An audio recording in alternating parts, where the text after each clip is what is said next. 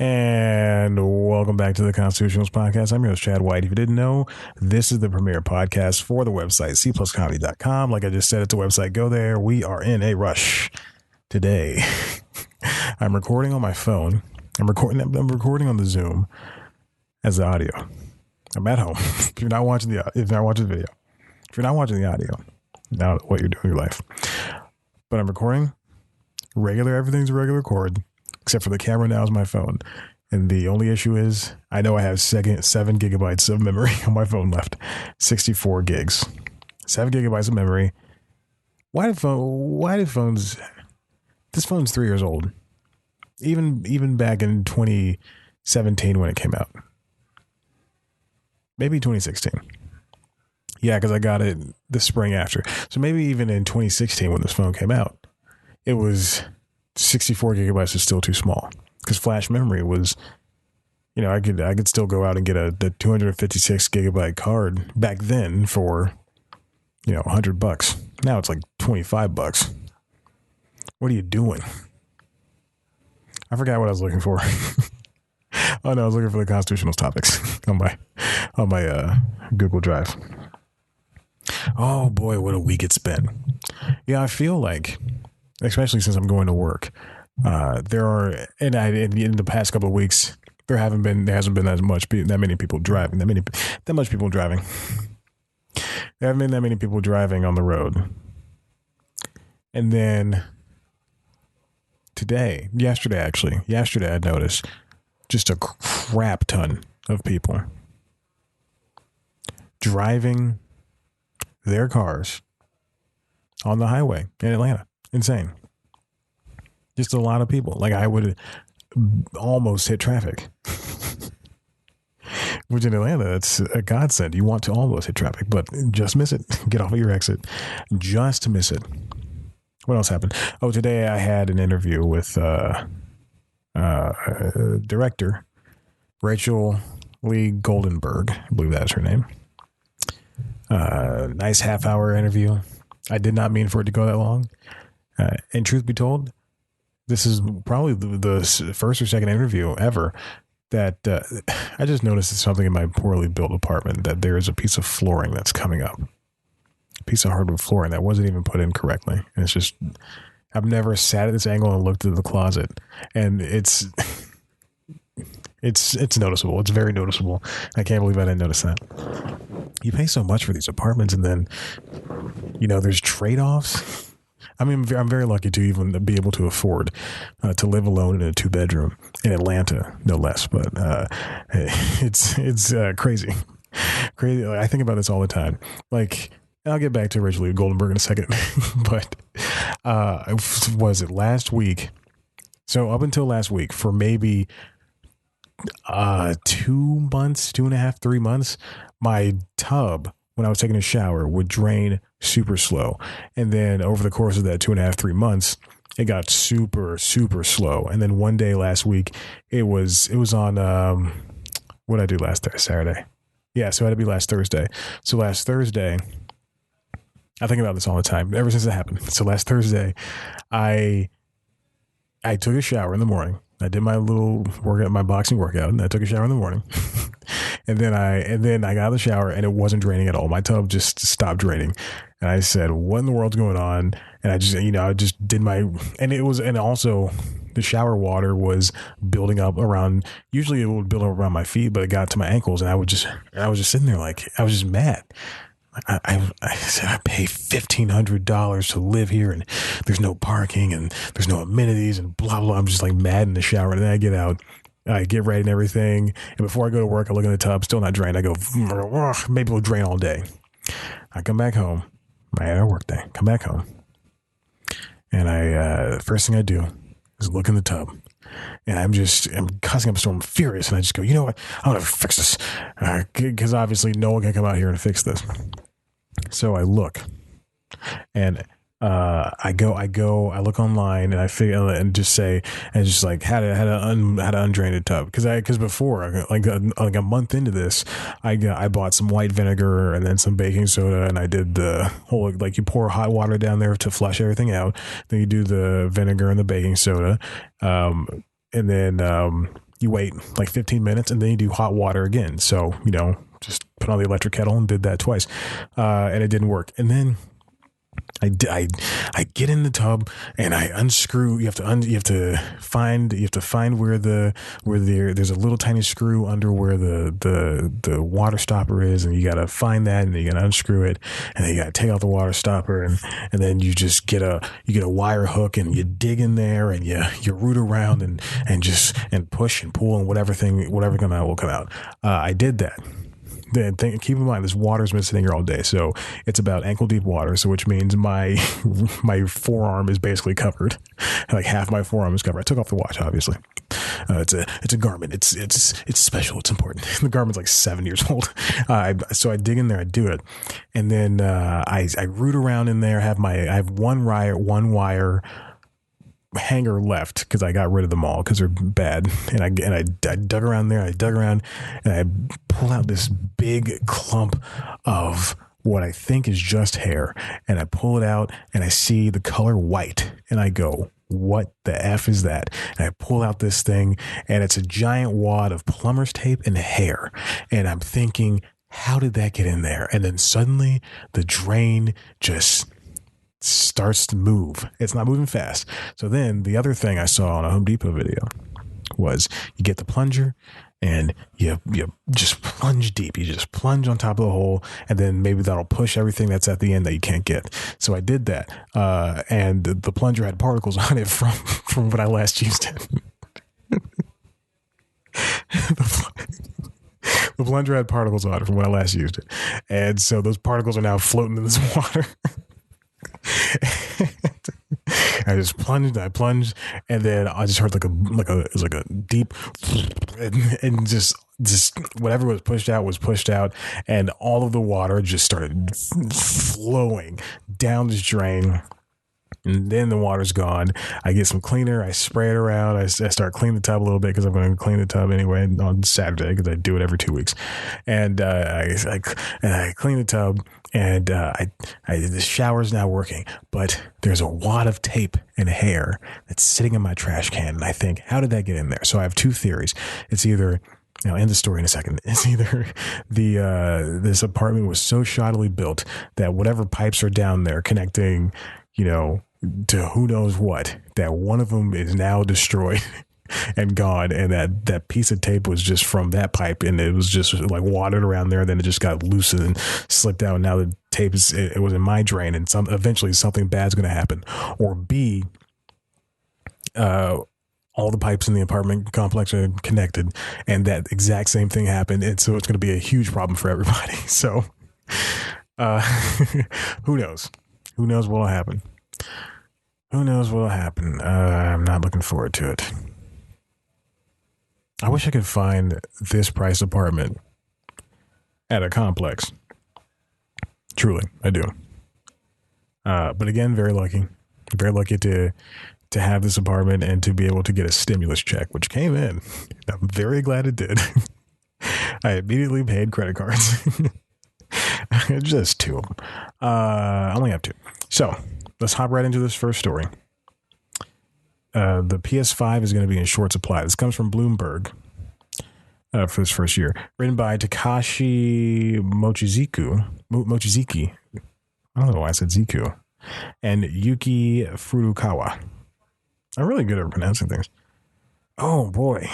Apparently, this counts as two articles. If I read it earlier today, and then if I opened it earlier today, and then I opened it a second time, this counts as two articles on my Bloomberg access. Joy.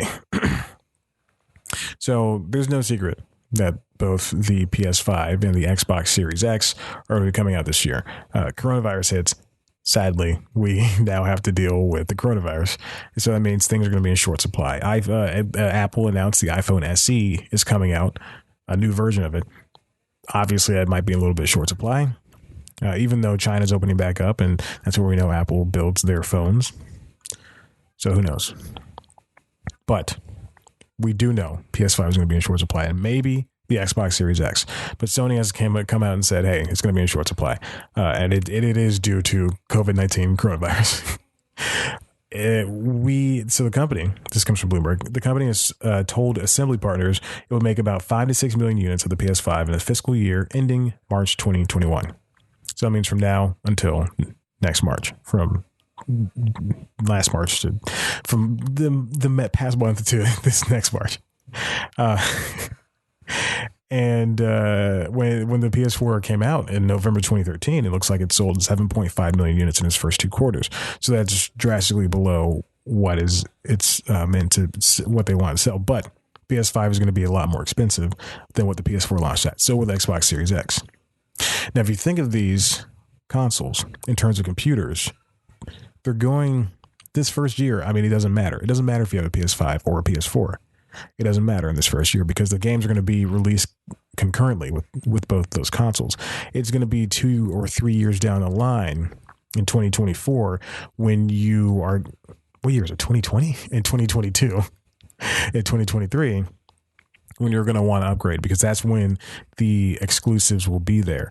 But otherwise, we're going to get Last of Us Part 2. We're going to get Ghost of Tsushima. I think that's what it's called. You're going to get whatever other exclusives there are going to be on the PS4, they're going to be on the PS5 too. These, especially if you look at Xbox Series X, Microsoft has come out and said, Phil Spencer, Major Nelson, everybody has said, this is it's going to be more expensive. The games are going to be released, Game Pass is still the same. Xbox Live is still the same. So you don't have to worry about that stuff. Yeah, so just wait. You don't need a PS5 right now.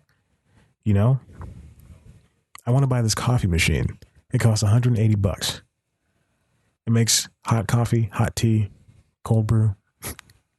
Do I need it? No. Do I want it? You bet your butt. So yeah, PS4 sells for $300.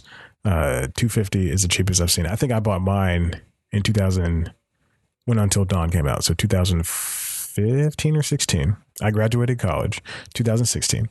I bought in 2016 just for Until Dawn. And it was a deep, deep sale for $200. And yeah. And I bought it and it came with Uncharted and I played Uncharted for a little bit and I said, this is boring. Waiting for Until Dawn to come out. Until Dawn came out, played it over Christmas. And it was truly amazing. I bought my Xbox One. That was a deep sale, 2015. It was refurbished, and I bought it, and it came with an Assassin's Creed game, I believe. No, it came with, oh, God, I was just looking at this game the other day. What's the one with the gladiators? Oh, jeez. Xbox Gladiator game. It is called Rise, Son of Rome. It took me like 3 years to beat that game too, because that game is just boring. It looks great though, and I bought. I think that was like $250, and it came with that, and it came with the Kinect, and it also came with Dance Central. Now I can't play Dance Central because I sold my Kinect for $2 because I was in desperate need of money. So just wait. That's what I'm saying. Moving on. The XFL is no longer anymore. If you recall, if you watch News Time, and I know you don't, you would have seen an episode that I did about the XFL returning. The Extra Football League is what I've been calling it. Vince McMahon's baby. You know what I just realized? I'm in the bed, and I deliberately chose to record this episode in bed. And then I said, in my head, when the theme song was going, I thought, you know what? I have to address it. I'm back in the bed. And I never did. Here we are. I'm back in the bed. Thank you for watching. I appreciate it. If you're watching this as an Instagram clip out, go ahead and subscribe to the Constitutionals podcast on Apple Podcasts, Stitcher, Google Play, Spotify, wherever you get your podcasts, please. And then watch the video on youtube.com/comedy. And don't say you did, because you're lying to me. I know you only watch the Instagram cutouts, you jerks. You bunch of turds. Thanks for subscribing. Tell your friends. And review us. Anyway, the XFL is coming back. It's gone. It's gone. I'm sorry. Excuse me. It's gone. And now so this is back in April 10th. It's from ESPN, written by Kevin Seifert and Field Yates. What kind of names are those? Field Yates. If he didn't play sports, then I don't know what he's doing in his life. At least in high school and college. XFL suspends operations, lays off employees, and has no plans for 2021 season. This is sad because, obviously they didn't sell tickets and they might not have had the viewership. However, this is a pretty cool experiment to bring back a more serious version of the XFL. If you watch that News Time episode, you'll see that it wasn't serious before. It was Vince McMahon owns it, and it was a WWF at the time, WWF match in football form. But now, when it came back, it was mature. It was something that was watchable. I know when my sister got married, and I was hanging out with the groomsmen, we were watching an XFL game. People were talking about it. It might have not have had the views of an NFL game, but it was supplemental football. It gave us 2 extra months of football. 3, 2. Yeah. The XFL canceled its season last month after 5 games as part of a nationwide shutdown due to the coronavirus pandemic, pledging to return next year. But XFL COO Jeffrey Pollock, ooh, that sounds bad, Pollock, changed course Friday, conducting, if you know old-timey slurs, then Pollock is bad, conducting a 10-minute conference call to inform employees of the news. I thought the XFL was cool, obviously. And it gives these guys an extra chance to play in these games. Because not a lot, but some of the guys in XFL were able to land spots on other teams. Like here's some right here. Chiefs to sign 3rd-rated XFL quarterback Tamau. Steelers boost depth with signings of 3 from XFL. Wow. XFL QB Walker to reunite with Rule on Panthers. Like they obviously. They can obviously get these jobs, and that was kind of what it was going to be. Like it's supposed to be what the G League is to the NBA. These guys are supposed to be able to just go on from there, or just get their second chance and get a fine paycheck out of it too. So then we heard, this is from the Wrap, that they filed for bankruptcy not 3 days later. And this is written by Tim Basinger. I wonder if he's related to Kim Basinger. It's not how you spell it either.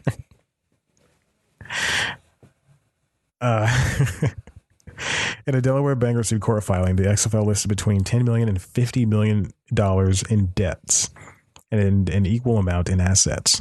Oh my gosh. That's so sad.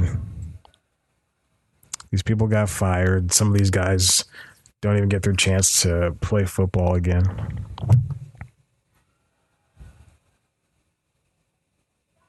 The league's return got off to a good start. This is the second time that Vince McMahon started this. First one was back in 2001, never forget.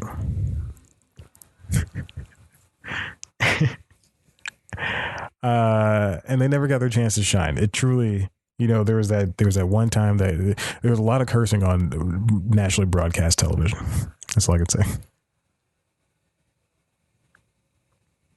Let's move on. Then there was that guy that threw up on the field. Sports reporters were down there, like almost every time something important happened, they would go talk to the player immediately. You scored a touchdown. How was that? And that was cool. That was really cool. I like that. This is a huge banner ad on The Verge right now. It's for Vox, and Vox is asking for money. There's a lot of I would rather a journalism-based organization ask for money than to fire people. The Hollywood Reporter, and I understand that's not true journalism, but the Hollywood Reporter laid off some staff. I believe maybe LA Times too. I don't know. Just a bunch of periodicals have laid off staff. Vox hasn't done anything thus far. People at, I guess, IGN are still fine for now. New York Times, just different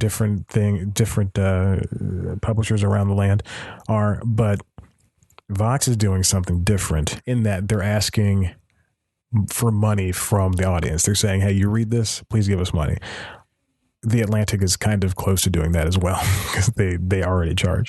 They started charging like a couple of months ago. So I think that's a nice thing to do, though. I'm still supporting the Times, New York Times. Maybe I'll support Vox, and maybe I'll support. That'll be it. NPR. Maybe I'll support NPR. Give me a tote bag. They still do that. They still do tote bags. Actually, no, I looked up. I was on the NPR shop this week, not even a couple of days ago. I was on the shop this week and I saw, sweatshirts, for $60. Then I saw a tote bag, one of the classic tote bags, $60.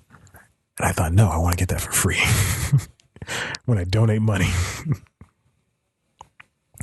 This next one comes from The Verge, written by Ashley Carman. Instagram redesigns IGTV with creators as a focus. You know what's really funny? I have this phone as the camera, and I've been going for 22 minutes, and I guarantee that the camera's full right now. I guarantee it stopped. I'm going to check, and I would pause the recording, but I'm not going to. I'm going to narrate everything that happens. All right, I'm getting up. Oh, boy. Okay. All right, let's see. It's still going. It's still going. And now you can see that I'm wearing the same color shorts and shirt. I'm not embarrassed about it. God, it'd been funny if I wasn't wearing pants or shorts. This is going to be tormenting to upload, though. My phone upload to the Google Photos is going to take 7 hours. All right. Okay. This comes from Ashley Carman, on The Verge, written by Ashley Carman. Instagram redesigns IGTV with a focus on the creators of the focus. So IGTV is Instagram's answer to YouTube, and it's not a good answer, but famous people seem to use it, and not a lot. Let me tell you, they just upload things that are slightly above 1 minute. I like the constraints of a 1 minute post on Instagram because it's not meant to be YouTube, but then his IGTV thing is meant to be. And then, when they launched it, it was supposed to be a separate app. And then they basically mixed, they basically brought over the functionality of IGTV over to Instagram. So now you can post on the IGTV from Instagram. You can watch IGTV videos from Instagram, but then you have the separate app that can do the same thing, but without the Instagram stuff. Just get rid of IGTV. Nobody wants a separate app. Just like I don't want a separate app to send to you. PlayStation has 2 separate PlayStation apps, and one's for like controlling the PS4 with your phone and messaging and all that stuff, and then the other one is for like seeing if friends are online and going to the store. It just doesn't make sense. Nobody wants 2 separate apps for these things. It's like having YouTube and YouTube Music. I don't want to. It just doesn't make sense to me. So now, IGTV is going to be going to be the. They want it to be the landing page. They want it to be the cure-all for all of your long-form consumption of video. You thought I was going to say content, but I wasn't. Yeah, that's basically it. The company tells The Verge today that it's completely redesigned the homepage to feature a creator on top, tailored to each user based on how they follow. I mean, Instagram is a very odd platform for me. It is my favorite social media platform. It is the best one. You can do pictures, and then under your pictures, you can have a giant paragraph or no paragraph.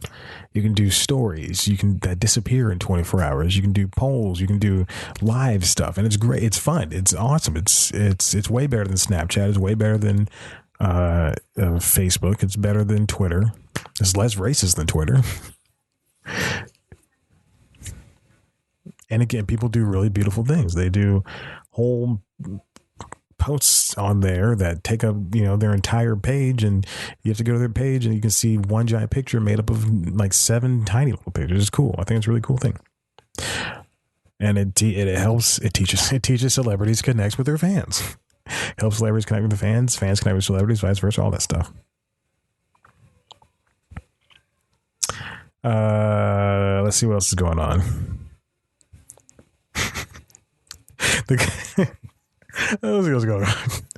The company is also issuing a small but likely impactful update to the Instagram app.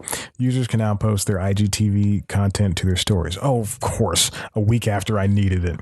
I uploaded the Larry the Cable Guy interview, and the clip I took out from the interview was 1:42, and I tried to do that to this. I tried to put the IG TV video to the stories, and it wouldn't work.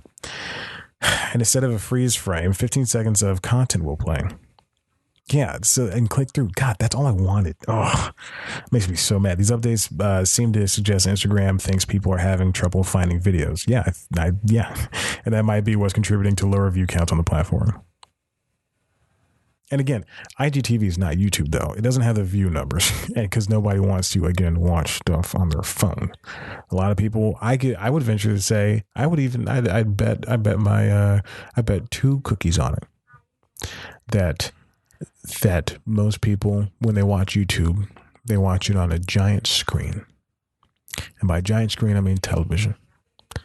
And then the next giant screen, they watch it on their laptop. And then after that, it's their 7-inch phone. I seriously doubt anyone's watching it just on their phone. Last thing I'm going to talk about is something called the All-In Challenge. This is crazy. All-In Challenge is, it was created by, sorry, excuse me, I got to talk to the mic. It was created by and built by Fanatics founder and executive chairman Michael Rubin, along with Alan Titch, Gary Vaynerchuk, with support from the entire Fanatics team on behalf of the All-In Challenge Foundation. So All-In Challenge is famous people just donating experiences for regular people to bid, we'll get to the numbers later, but bid money on, so that money will go to all these different companies, these different beneficiaries. Why did I say it like that? Like Meals on Wheels and No Kid Hungry and America's Food Fund and Feeding America and World Central Kitchen. I know 4 of those, and I've already donated money to one of them, and I donated time to another one of them. I don't know what America's Food Fund is. It's launched by Leonardo DiCaprio? Wow, okay. Anyway, the All-In Challenge. So what it is Jiminy Christmas, the loudest slamming doors in the world. People like Drake, Jimmy Kimmel, Leonardo DiCaprio, Tom Brady, Justin Bieber, Kevin Hart. I said Bieber, Jamie Foxx, Timberlake, Bill Murray, Ellen DeGeneres, just so many people. And they're all donating these different experiences. So Drake has Fly on Air Drake Party in LA and score tickets to Drizzy's show. And let's see how much this one costs. Oh, starting bid is at $10. And that gives you 10 entries. So some of them are like that. So some of them are $10 for 10 entries, 25 for 25, and so on. And that's pretty cool. And there's a lot of little stuff you win. So you get to fly on Air Drake, but obviously you get 4 instead of 1 ticket to Drake's show. You get 4 tickets to Drake's show. You got to be 21 or older. You get a OVO and Nike care package. You get a private party with Drake and his crew. You get a round trip airfare, 2 nights hotel accommodations for 8 people in Los Angeles. Wow, I don't even know 7 people. I know 2 people that I invite. Everyone else could suck an egg. Suck an egg. Let's see. And then a lot of them are like walk-on roles. But Like one of them is When a Walk on Roll in a Scorsese film with DiCaprio and De Niro. But I guarantee it's just going to be like a wait, like you're a waiter. And then they're like, hey, can I get some water? You're like, yes, sir. And that's it. And then others are these these expensive like $50,000 things. I know the Tom Brady one. So some of them are like an auction. The other ones are like enter the win.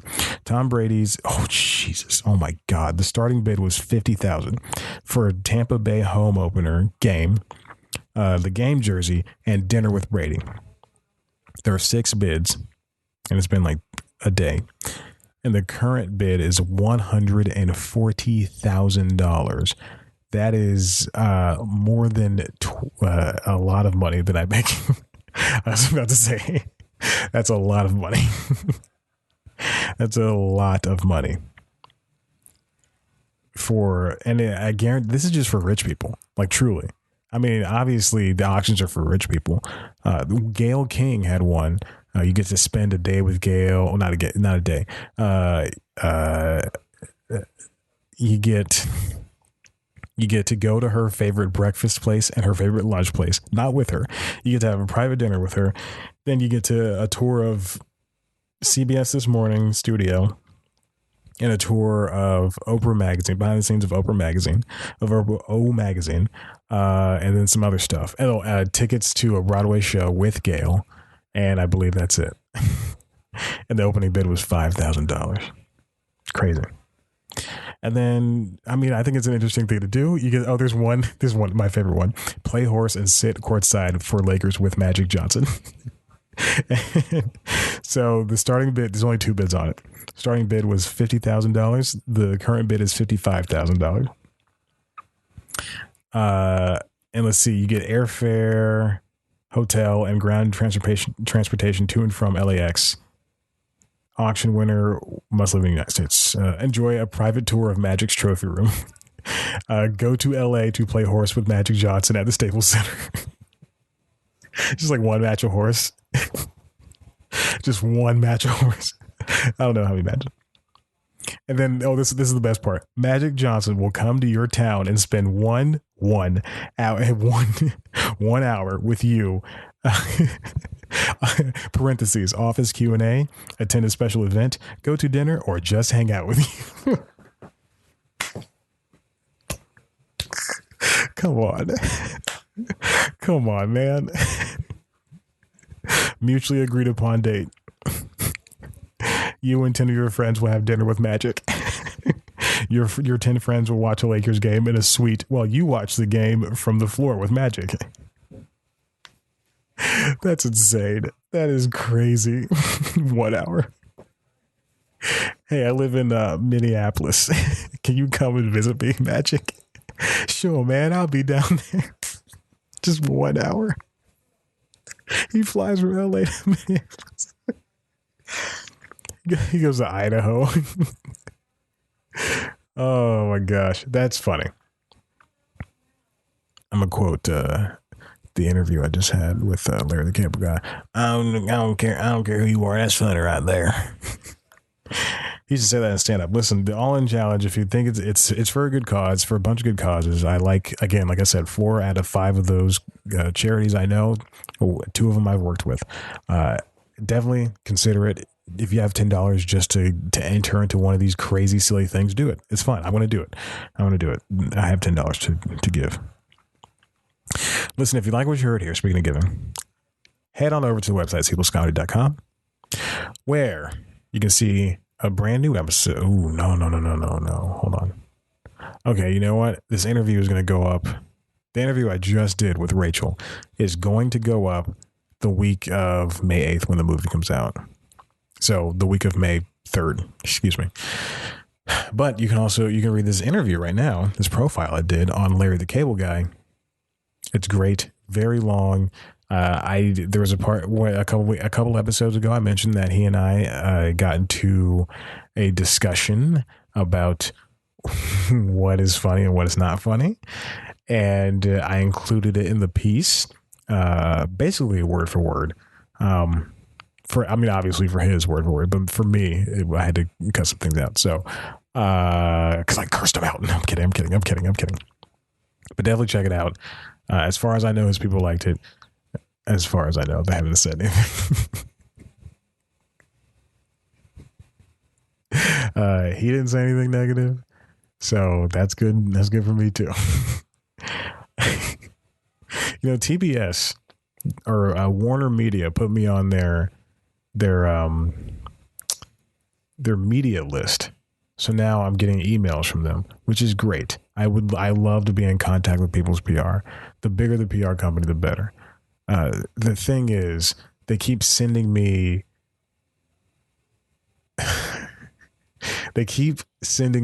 links for screeners for the ability to watch shows ahead of time. And the company they use, they have not signed me up yet. So I'm just sitting. I have the invitation for all these screeners, but they just Warner Media signed me up and they never did anything after the fact. Thank you for the invitation, for half the invitation. It's like inviting me to a party and then saying you can't eat any of the chips and dip, Chad. Do not. I wouldn't, because we're in the middle of a pandemic. If you like what you heard here, head on over to the website, cpluscomedy.com. You can read an interview with Larry the Cable Guy. It's a very good profile. I did a good job. I do say so myself. If you want to see a video version of this show, and I don't know why you wouldn't, head over to youtube.com/cpluscomedy, where I'm sitting in bed again for the second week in a row. Next week, I'll sit in the kitchen or something if my neighbors are quiet. If you also on youtube.com/cpluscomedy is our premiere show, News Time, which is a show where I take one story and I dissect it and I try to put jokes in it. Sometimes it's too serious, sometimes it's too short, sometimes it's too long, but it's always just produced enough. Check it out. It's a good show. I really do like it. We're coming up on 300 episodes, and the coronavirus may have thrown off the schedule for the episodes I had planned out until this week. So yeah, now I'm behind. Congratulations to me. But 300, I think, might be decent. Who knows? Actually, I have no idea for that, but who knows? I always do something fun for the hundreds and the 50s and all that stuff. All right. Thank you for listening. I gotta pull this up. So now all right. Thank you for listening. You're the best. Bye.